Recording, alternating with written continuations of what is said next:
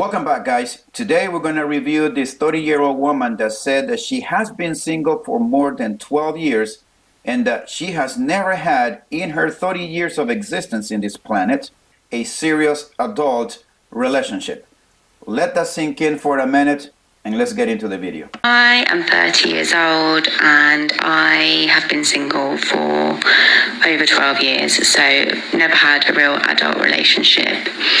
And I wanted to talk about something that might ring true for some people that are in the same position as me. This woman has been doing what for the past 12 plus years?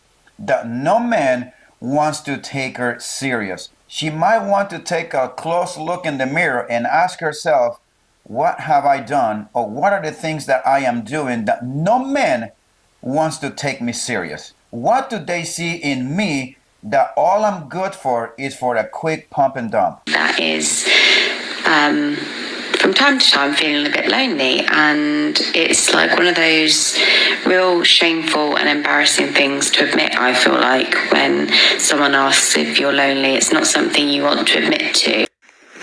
Emotional damage. Because you want people to believe that you're happy and you're not worried about that sort of ever-looming possibility of being on your own forever, you know. Nobody ever loved me before.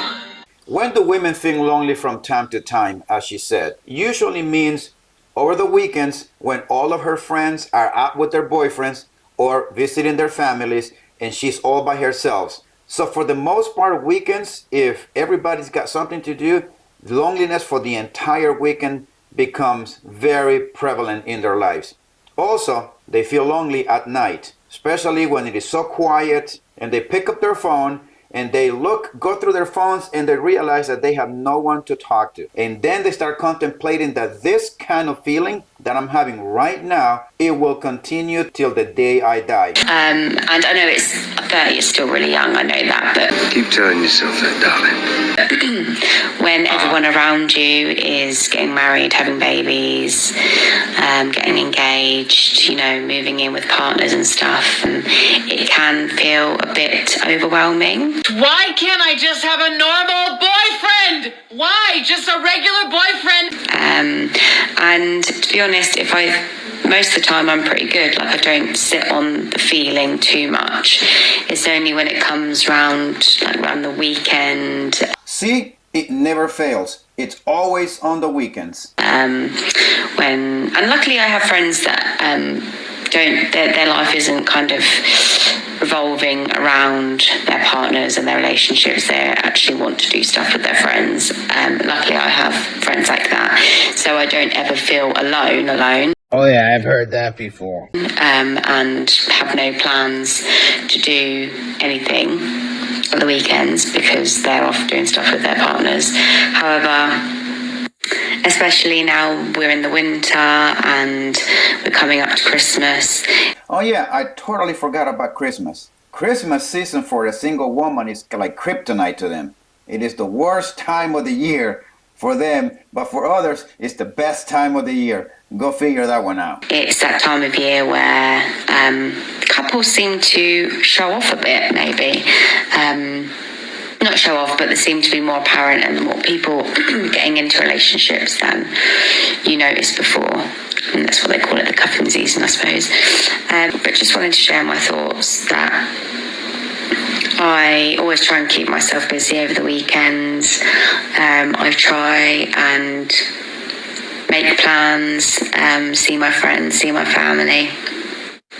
I'm more open to the prospect of meeting someone now, whereas before I was like very shut off from the idea, and I think maybe it's like a subconscious way of being shut off, then you don't get hurt and you don't get rejected, so you reject them first. She's going to sink, Captain.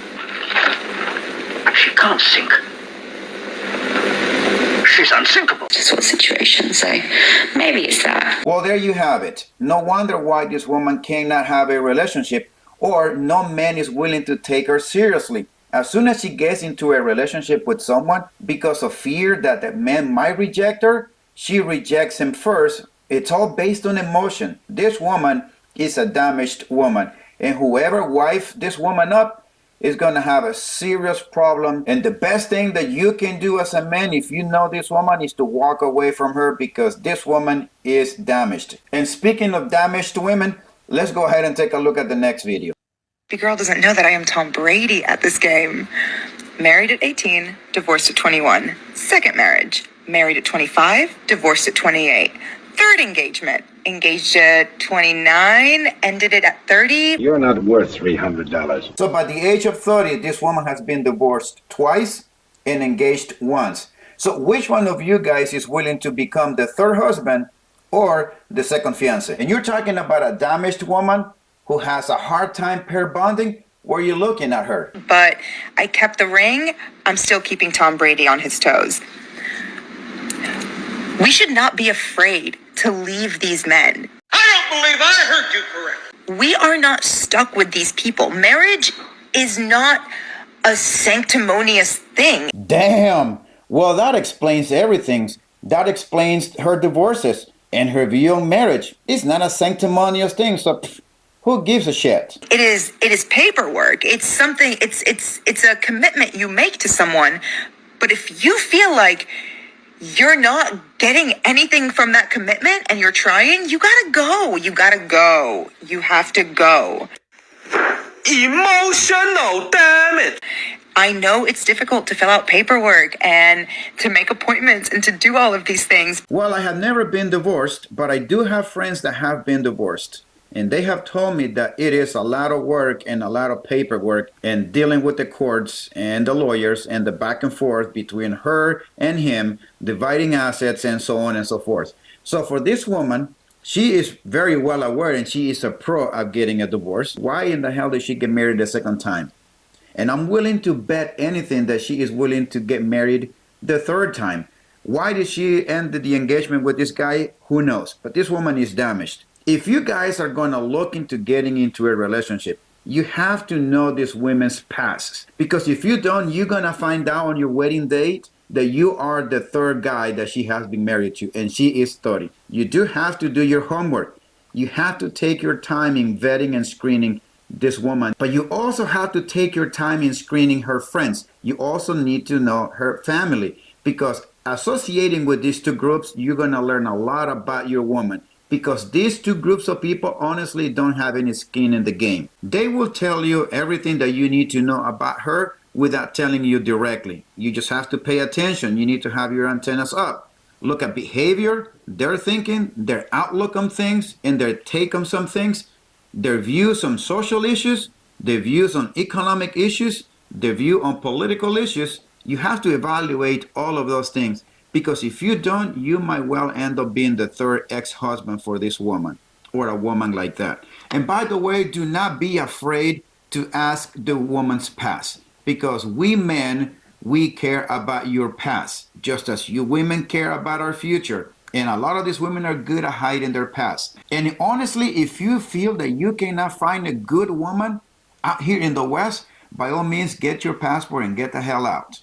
Find another way that you can work remotely and go be an expat, or just live in another place. Go make your new home in another country. You can come back to the States and visit family. But if you can't find a decent woman, according to you, in the area that you are, by all means, get your passport and go someplace else. If you can work remotely, by all means, do it. You need to watch your six at all times, guys, and I'll see you next time.